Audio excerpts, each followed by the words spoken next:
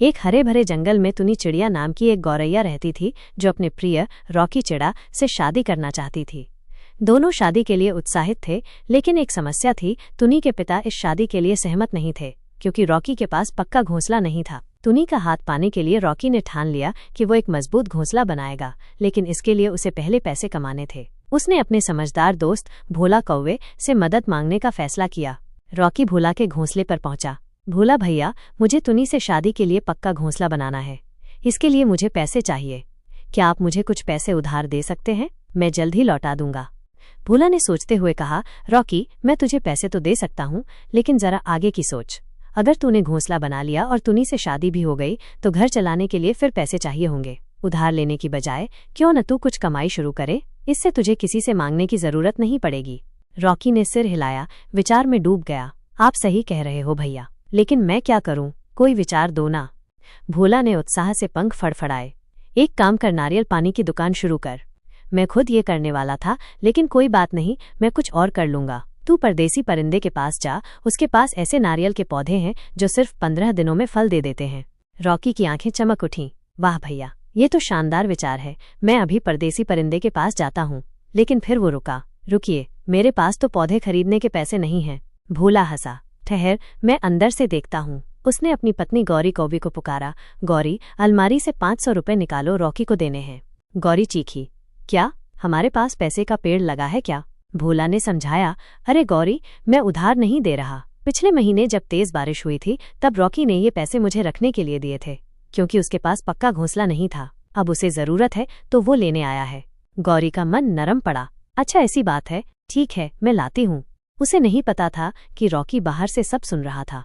भोला ने सिक्के थमाए। ले रॉकी, शुक्रिया मत बोल, तू मेरा भाई है। रॉकी भोला की मेहरबानी से भावुक होकर बोला, शुक्रिया भैया, मैं आपको निराश नहीं करूंगा।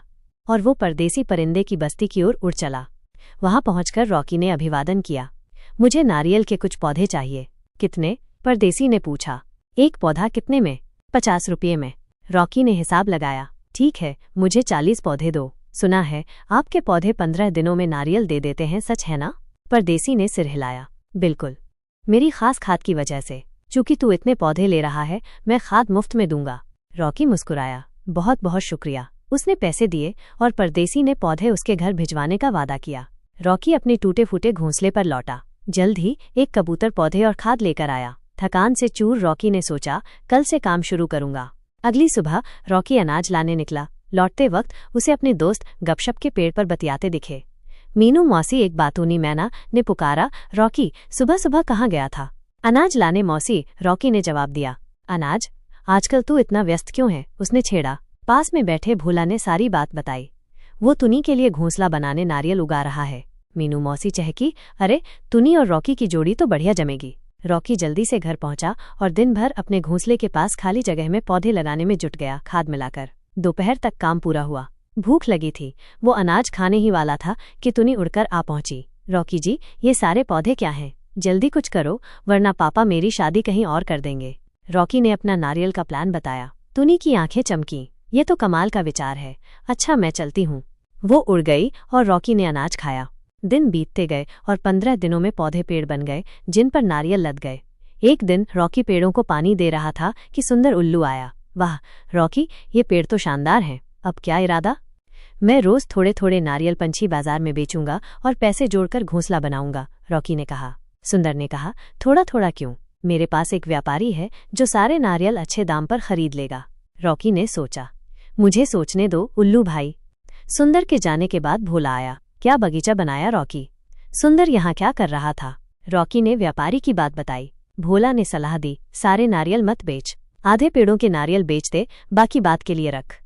रॉकी ने भोला की सलाह मानी और आधे पेड़ों के नारियल व्यापारी को 20 रुपये प्रति नारियल के भाव बेच दिए। एक दिन पंछी बाजार में घूमते हुए उसने देखा कि एक कबूतर नारियल पानी बेच रहा था, 50 रुपये प्रति नारियल।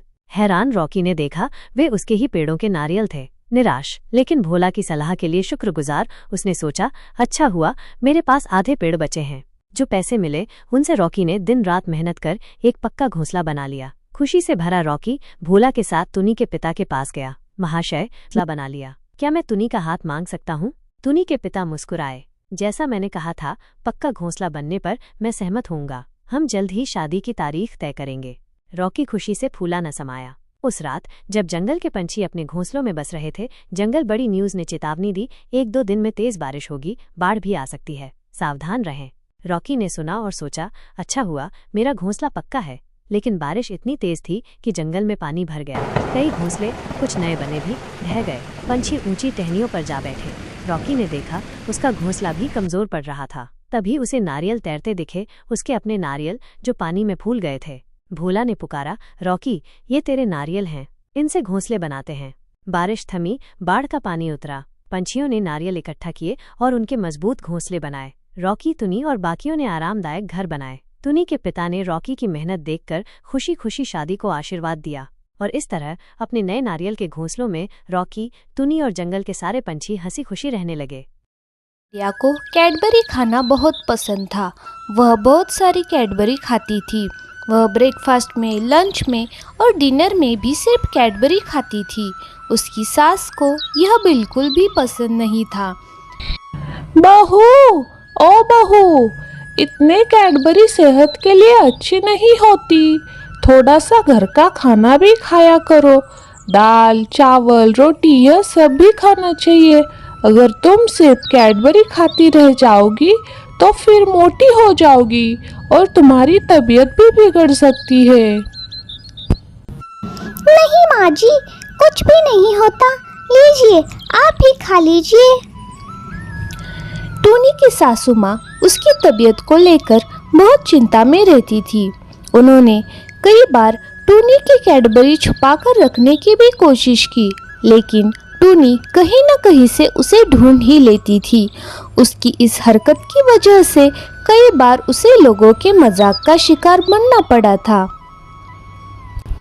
वो देखो, वहाँ पर टूनी चिड़िया। तुम्हें पता है वो अभी भी कैडबरी खाती है, बिल्कुल छोटे बच्चों जैसी। बिल्कुल बचकानी हरकतें करती रहती है, मोटी कहीं की। इन लोगों को क्या पता कैडबरी का स्वाद। आहा हा हा, कितनी मीठी और टेस्टी है ये कैडबरी। जी करता है सिर्फ खाती जाऊं, कभी रुको ही ना। इन लोगों को तो कैडबरी देखने को भी नहीं मिलती, भिखारी कहीं के। और चले मुझे सिखाने, बंदर के जाने अंगूर का स्वाद। ऐसे ही कुछ दिन बीत जाते हैं। टूनी अब कैडबरी खा खा के इतनी मोटी हो जाती है कि उसे अब एक जगह से हिलना भी मुश्किल हो जाता है। सुनिए माँ जी, क्या आप मुझे वो टेबल के ऊपर रखी कैडबरी देंगे? मुझसे तो अब उठा नहीं जा रहा। बहू, मैं तुम्हें कब से समझा रही हूँ कि इतनी कैडबरी सेहत के लिए अच्छी नहीं होती, फिर भी तुम खा रही हो। अब भी वक्त है, सुधर जाओ और अच्छा घर का पका हुआ हेल्दी खाना खाओ, तभी तुम अच्छे से हिल डुल पाओगी। माँ जी, आपको अगर कैडबरी नहीं देनी है तो मत दीजिए, लेकिन फोकट का ज्ञान तो मत दीजिए। आपको क्या लगता है मैं खुद से नहीं ले सकती? जाइए, आप भी बाकी सासों जैसी ही है। आपको भी अपनी बहू का सुख नहीं देखा जाता। यह सुनकर टूनी की सास दुखी हो गई और घर से बाहर चली गई। तभी टूनी उठ के कैडबरी लेने जाती है, लेकिन उसके भारी शरीर के कारण वो ठीक से खड़ी भी नहीं हो पा रही थी और वो धड़ाम से गिर गई। आय हाय, मैं मर गई, मेरा पैर टूट गया, कोई तो बचाओ, हाय हाय मर गई।